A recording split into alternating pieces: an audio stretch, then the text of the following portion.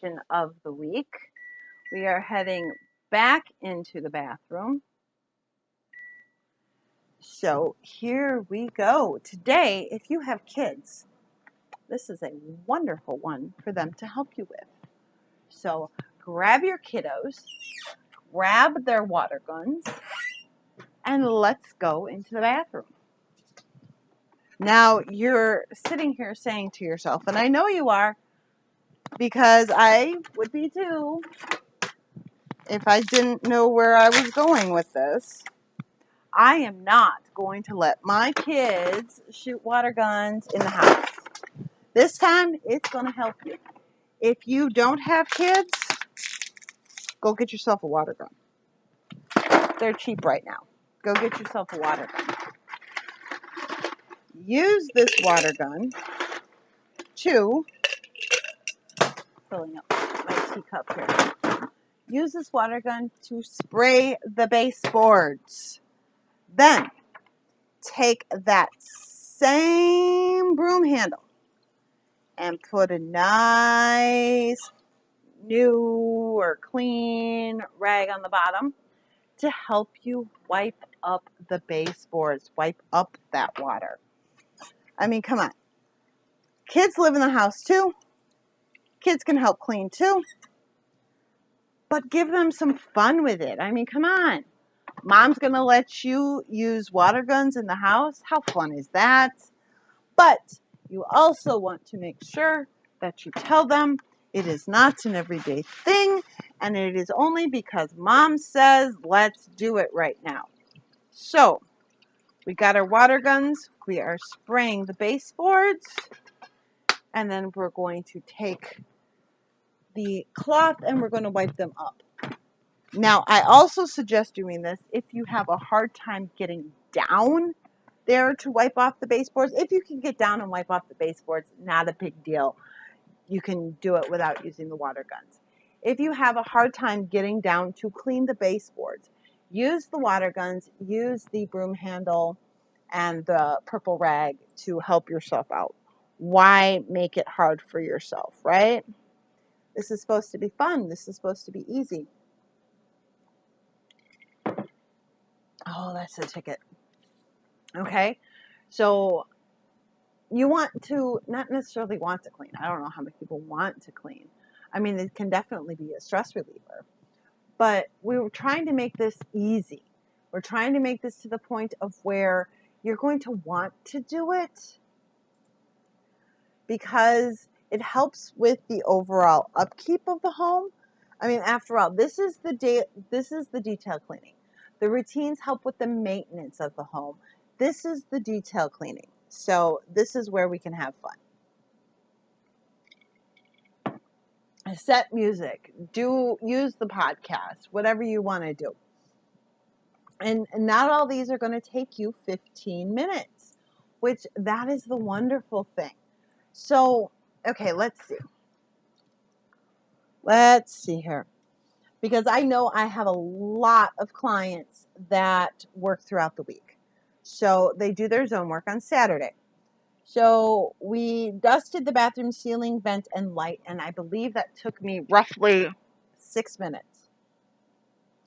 So let's write a 6 right there. Smudges on the doorknobs, the door, the light switches, the everything else that runs with the bathroom, the walls, and all that wonderful good stuff. Let's say just because I only have one kid and a lot of my clients have more than one kid, let's say 10 minutes maybe, okay? I don't think it would ever take that long, but you never know. Front of the bath vanity, depending upon the size of your vanity, that can take longer. We'll run 5, okay?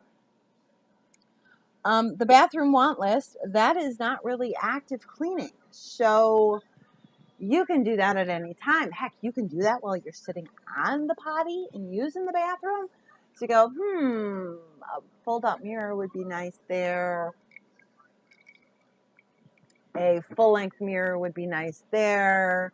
Stuff like that. So that's not even active. Once the supply list is done, that also is not a continual thing. So, you know what? We'll say 5 minutes for those. And then we have the baseboards, which we're doing today. That could take longer. Let's give that 10 minutes. Okay. So that means right now 10, 20, 30, 36 minutes to do all 3 zone cleans for this week for the bathroom. Now, do one on Saturday, one room on Saturday, one room on Sunday. Then you would have the left side of the computer, the right side of the computer screen, clearing off the desktop. And lastly, you're going to do the same thing that you just did yesterday for the bathroom. Excuse me. For the office, you're going to have an office master supply list. Now, I agree with what was written for the FlyLady description for this routine.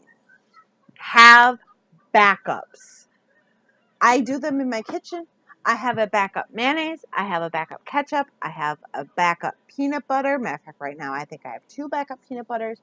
I have a backup Nutella. I have backup chips. I have backup barbecue sauce, hot sauce, Crystal Light, flour, sugar. I've got backups for pretty much everything that's out and gets used, because that way it's not I'm out and I'm stuck. It's I'm out, let me go grab my backup.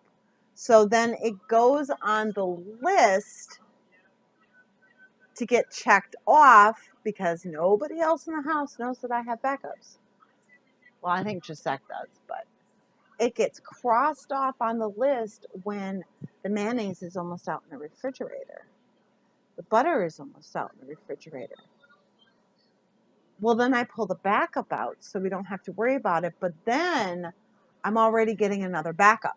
So maybe for 2 days I'll have 2 backups.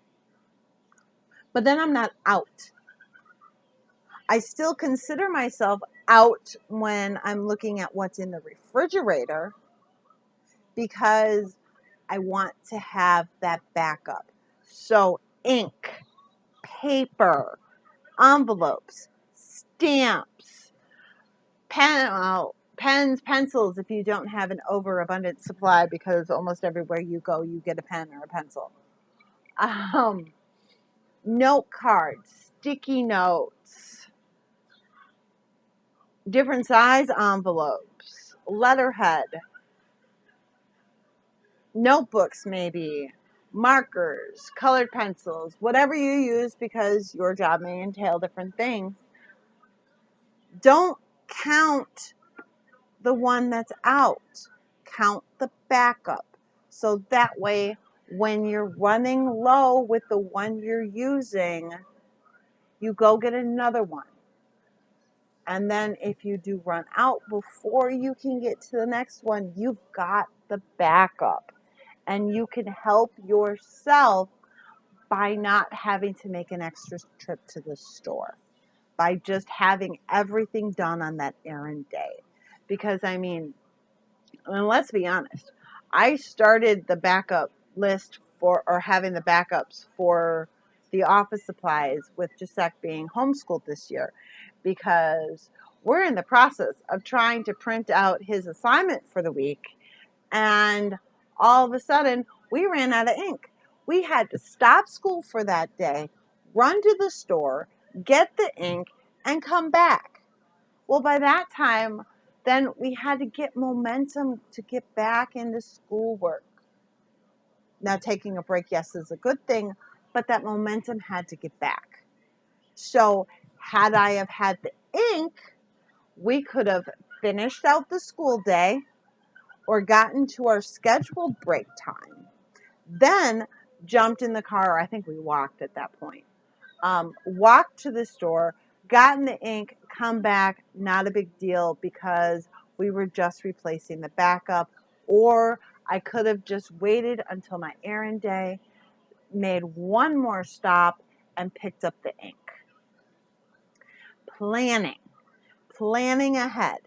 It is not a gift to everybody. It takes practice to learn how to plan ahead. For some people, it is hard. Starting with having these backups and knowing where the backups are kept helps, because then you don't have to worry about it. Okay? But that goes back to decluttering.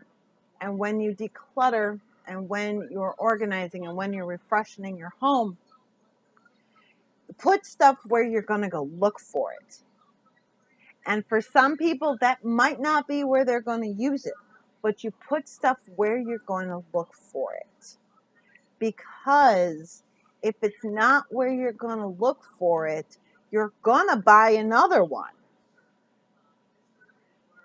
So you put stuff where you're going to go look for it, where you're going to think about it, so that way you know where to go. Your mind knows where to go each time, because that's where you're used to going. So it may not make sense to me, it may not make sense to anybody else, but it makes sense to you as to why you put it there, and that is all that matters. Okay?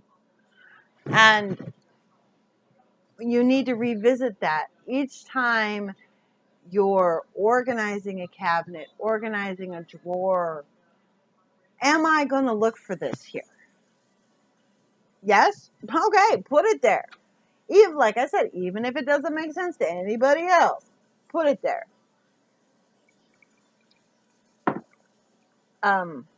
So we now have our office supply list. So maybe this first time it is going to take a little more money, because you want to get that backup right away. Go get that backup, get it on your shopping list for today. Have Alexa do it for you. Okay? Have Google do it for you. Have Siri do it for you. I am not about being lazy. I am about working smarter. And then transfer it onto paper if you have to. That is what I do. As I'm cooking, I'll ask Alexa to put something on my shopping list. She'll get it there. Then when I sit down on Wednesdays to do my grocery list, my shopping list, I pull up my Alexa app and I take a look at everything that Alexa's put on there for me. If you guys have a Menards around, they are selling an Alexa SoundLogic XT right now for $40, and there's 11% off everything. So go check it out. It's amazing, but don't. You know what? I'm going to save that for now. I already started. I'll finish it here. I know I've kind of been all over the place today, but the mission that we had to do isn't very long, so it gave me time to chat about everything else. The app and the manual for the SoundLogic XT says to look for buddy_XXXXX in your Wi-Fi. That is not what you're looking for. You are looking for CAM and then a bunch of numbers. I don't remember what it was. And that is your buddy speaker, because there are a lot of people that are returning them to Menards, and one is explaining to his bosses, they're fine. They're not defective. This is what happened. And how do I know this? Well, because I struggled for one day to hook up Buddy here. Couldn't get her to work. So then Juan got another one because we also thought it was defective. I tried 2 times the next day to get that sucker to work, and I said, you know what? I am calling. I called, talked to the guy. He found out the problem, and there we go. Now she works great. So work smarter, not harder. Have Alexa remind you about meetings. Have Alexa remind you to make doctor's appointments. It is about working smarter, not harder. And then you just go and you transfer all the information. And don't rely on it, though, because it can, like all technology, it can glitch. And that is why I am a firm believer in having the technology and having the manual, having it written down, pen and paper. Our 15 minutes are up. Have a wonderful weekend. I hope you guys have had a wonderful week. I hope these are helping. And don't forget, come Monday again, we will do episode 2 in our 9-part series on crisis planning. I will talk to you then.